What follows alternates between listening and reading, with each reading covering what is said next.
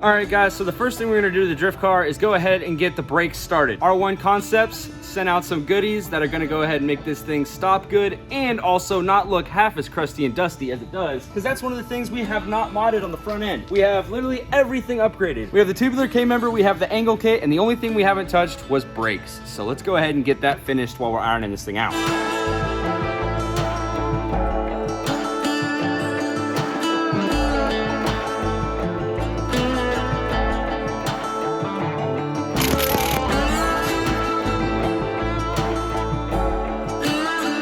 Two 15mm bolts, the whole caliper comes off, and this old rusty brake disc is finally going to be off the car to be replaced with the good ones. So it's time for the new rotor to go on, and might I say, this thing looks 10 times better than the old one.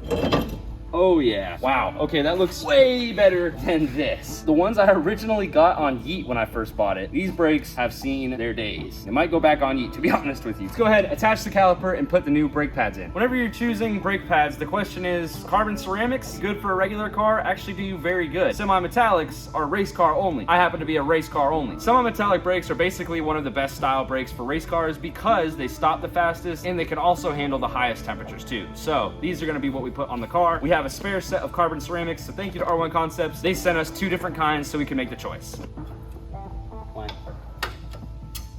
So guys, brakes are on this side, brakes are on this side right here as well. They look freaking great. But I wanted to say, does your drift car flex like this one? Look at this right here, Junior. That straight axle putting some work in. The tuck right there. Oh!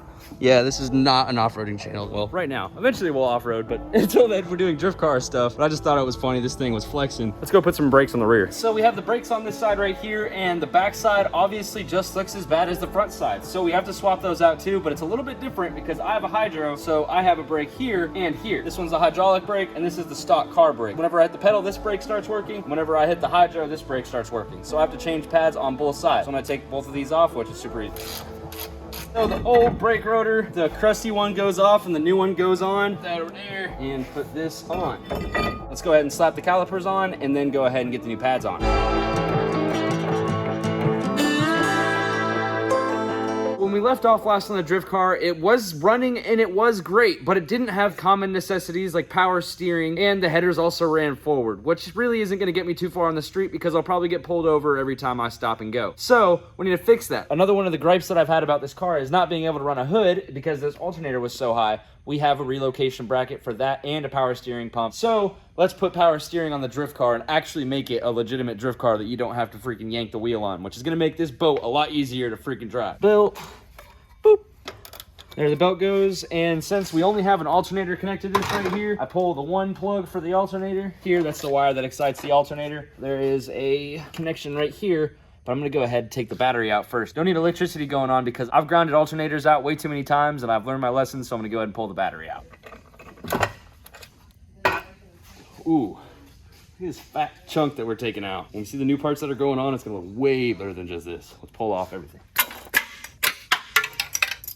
You just said about soccer ball, but I don't know anymore. Same. Meanwhile, this dude Sean's out here. That's a Black Magic clutch disc, and this is a dedicated man who said, I'm resurfacing it myself. Nothing a good old wire wheel and a drill can't fix. That's where I haven't touched. Most definitely, that was glazed before. That's gonna bite. It's gonna bite hard. You could definitely see how shiny that one is compared to the rest of them. Like that one literally has like a whole finish on it. Well, I just thought that was funny that Sean was doing that. He's like actually making that stuff happen. It's one of the things that you always see at the tracks and stuff people are doing. But yes, it actually does work to do things like that.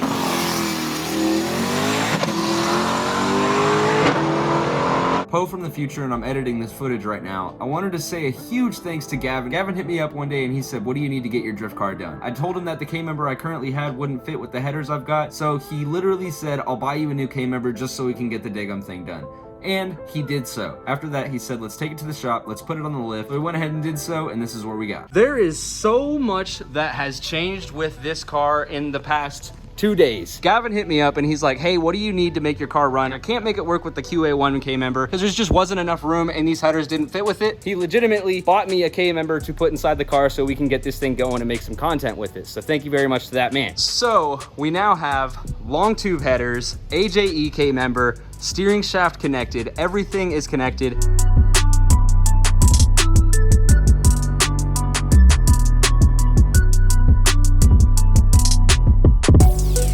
I've got the alternator mount inside of this thing right now, and there's a few spots that don't fit. What do you know? I've got to actually drill this hole out because it's supposed to mount right here, but there's not a hole right here from the factory. And then there's supposed to be a bolt that it mounts to right there. I don't know if you can see, there's just not a hole right there at all. There's literally just the end of the case and the water jacket. So there's not really much I could drill into. Maybe there's a different style block that has a bolt there, but not this one, not a 5.3 truck, which is what this kit was made for. That's gonna be one thing we're gonna have to figure out. But until then, let's go ahead and get the exhaust done. We've got some V-bands welded on the other side, and we also have some pipes tacked up to this general area right here.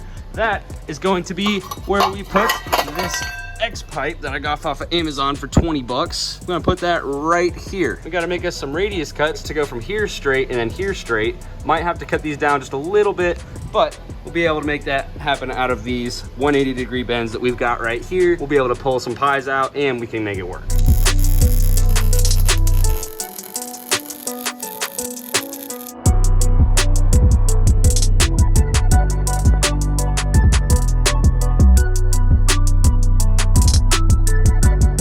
I made some little 45-degree bends because that's what we're dealing with up here. So I got 2 of those. Everything's been cleaned off. I gotta do that, kind of have that number going. And then connecto and connecto. That is going to work flawlessly. Weld it, put it back on the car. That's basically what exhaust jobs is piece, weld, piece, weld, piece, weld, piece, weld, continued until the exhaust is done. It's a whole process. Gotta be quick when you're a welder, dadgummit. You good? Yeah, nice. OSHA approved filming shoes. I fit them to kind of do this.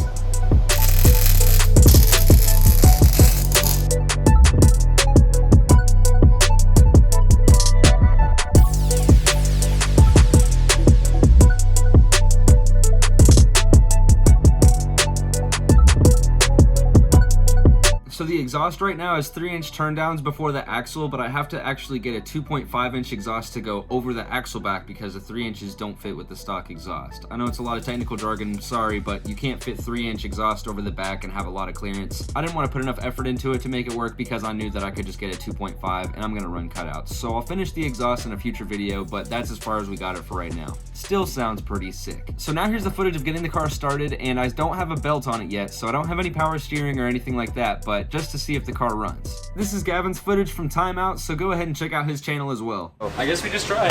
All right. Yo, right up! Right up! Oh, snap! Yo! Yeah! Ah, that thing is cool, bro.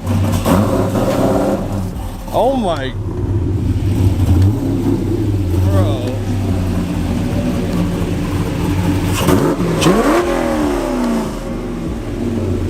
Damn, dude.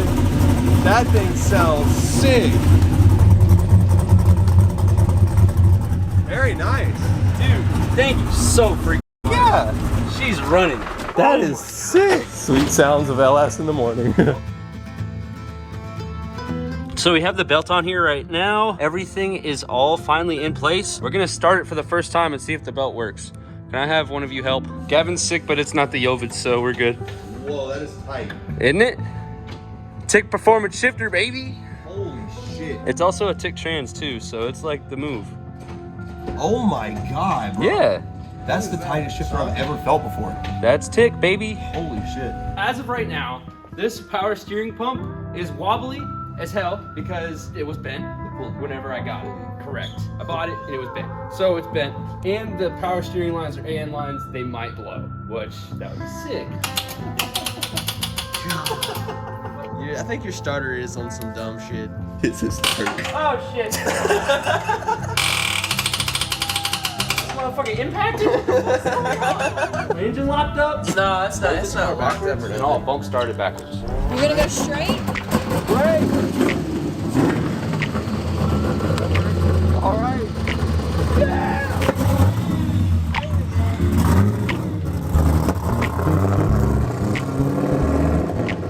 That's wild. Hey! That's actually sick.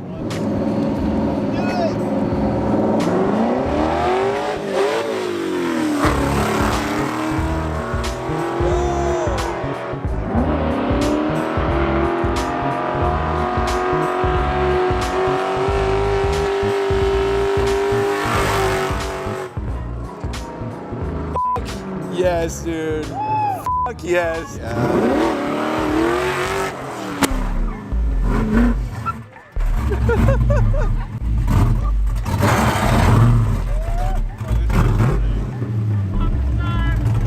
Oh, you did more than you did more than pop a tire, Bo.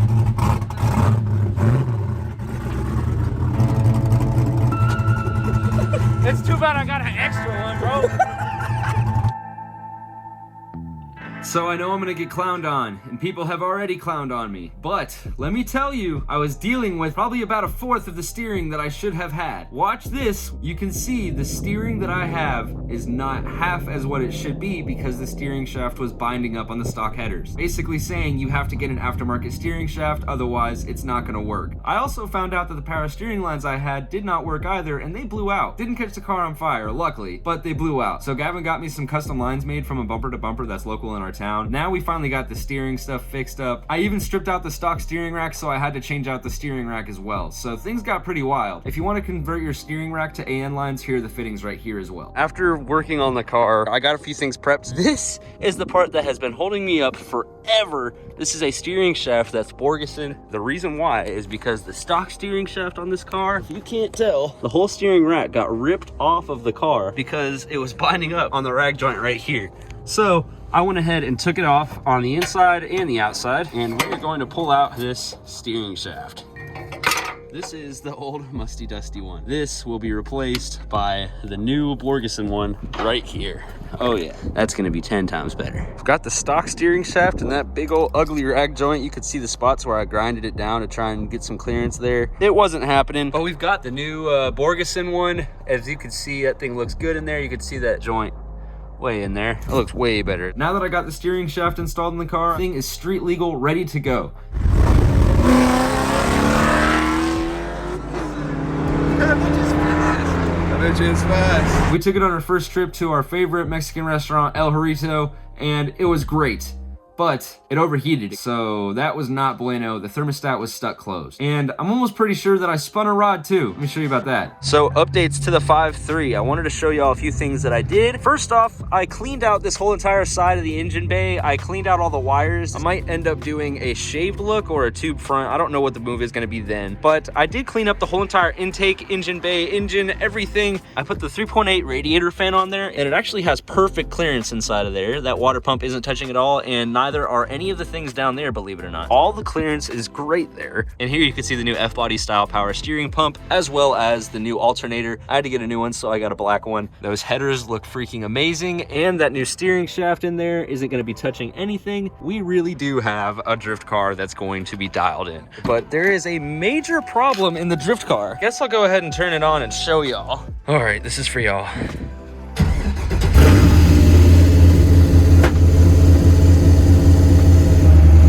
Well, we have 35 PSI of oil pressure, but she can't be healthy.